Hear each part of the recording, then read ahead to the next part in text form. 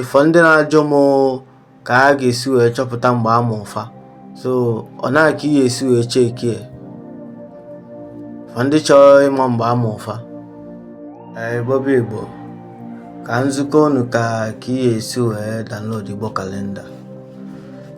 Ije na your Apple Store ọ bụla iPhone, Android, ije na your Play Store, then you search ya Igbo kalenda.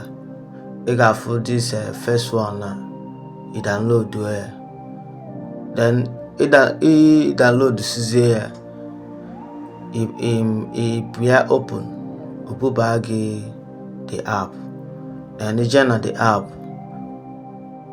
ijezie na the app, ị set ya up. Ị ga-afụ ya na ka m ga-esi wee mee. Kịta ana m download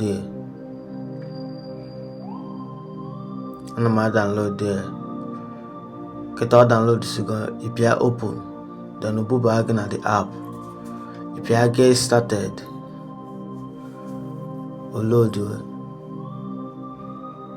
then obupụtele this thing. Ị ga-afụ ka nsi wee na-eme ya, ọ na-esi eme, ọ na-aka ị ga-esi wee na-efolo ya, so that ka iwepụ onwe na the app. Ihe o ji wee na-ebupụtara m these things because of nka download ya na this my iPhone na my Android, all the go installed already.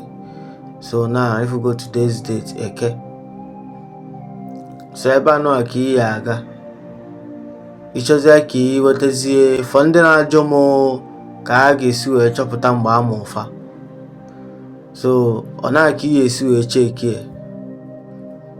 for ndị chọrọ ịma mgbe a mụrụ fa, ọ na ka ị ga-esi wee chọpụta nene mgbe a mụrụ gị. Ememe ya ka ọ ga-esitere onye ọbụla izi. Ebe a ka ị ga-esi wee fụ ya na ịchọwa years mgbe a mụrụ gị, na ịchọta year mgbe a mụrụ gị, ikilike ya, then you select ya month, you select ya month, then you check your date, malụ mgbe a mụrụ gị, malụ ihe ọ dabana ya. So ọ nọọsụ dị na na nke mụ 28 April, ebe ọ na-eke ka a mụrụ, so na ka ị ga-esi wee check your own. Ama m na ọkụ unu wee ghọta.